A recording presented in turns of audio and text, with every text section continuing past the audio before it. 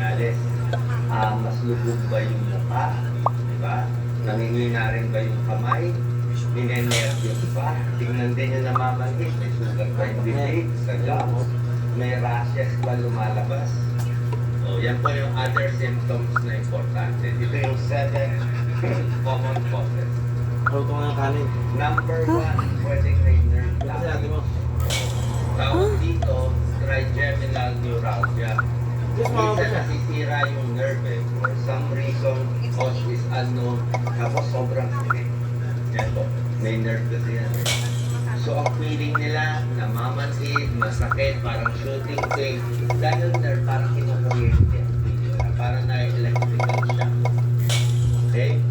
So, paiba-iba itong mga episodes na to at meron mga gamot na makakatulong dito. Papatingin tayo sa neurologist.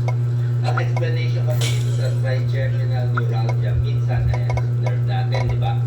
Minsan, nandyan din yung artery natin. Yung artery, yung nagdadala ng dugo. So, yung artery kasi natin pumupulso eh. Nagpa-pulsate siya.